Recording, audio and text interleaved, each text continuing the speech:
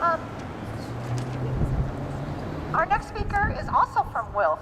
Maggie Rolland is going to speak to us, and she's going to speak about these nasty corporations and what we might be able to do to turn them back around.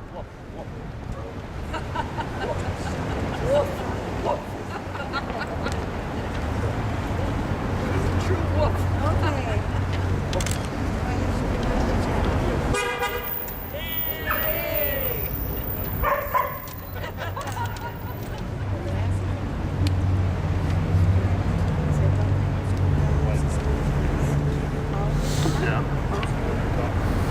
All right, I'm going to begin by showing you my sign.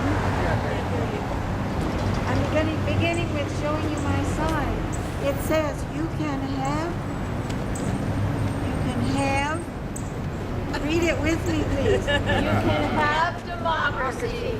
You can have concentrated wealth. You can have both. All right, and it was done.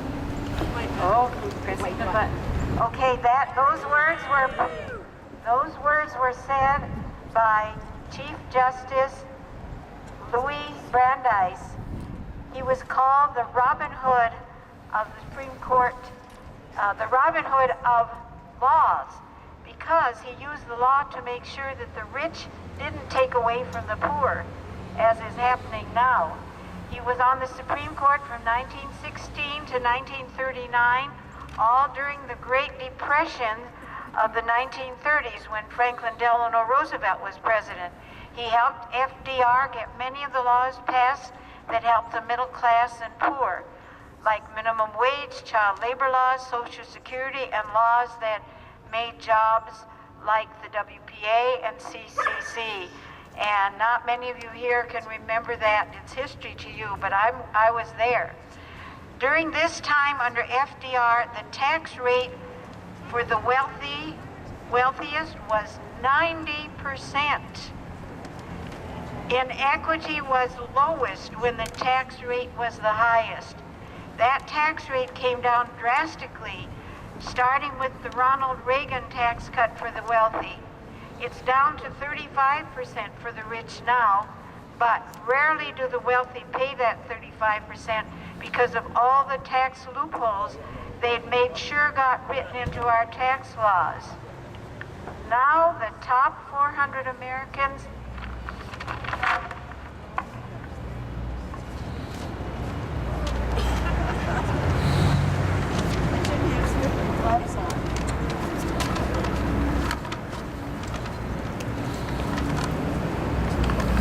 Now the top 400 wealthiest Americans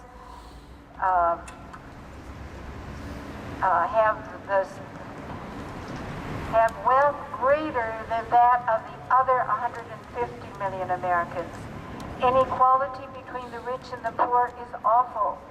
Incomes of the wealthiest 1% grew by 275% in the 30 years up to 2008. But the middle class income grew by only 40%, and the poor by only 18%. Some examples of the very wealthy this year: CEO David Coates, C-O-T-E-S, not Coates, a Honeywell International president, had compensation of $55.7 million. Howard Schultz of Starbucks, $163 million.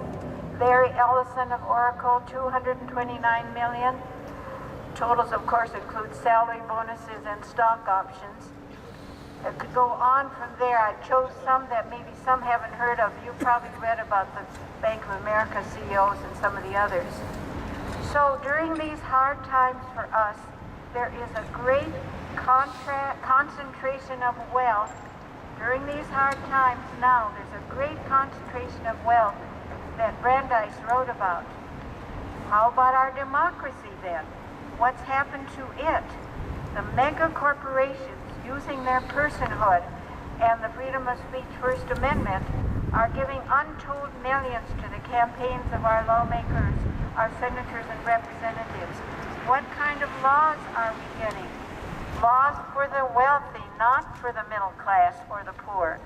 Our government is now of the corporations, by the corporations, for the corporations. That's not right. That's not right. Right. Not right. What do we do about it to make it right? A constitutional scholar has said to be a citizen in a democracy, we must do more than vote at election times. Democracy requires hand-on participation. To get our democracy back from mega corporations, we must take the power of personhood away from them by an amendment to the Constitution. It's difficult but vital.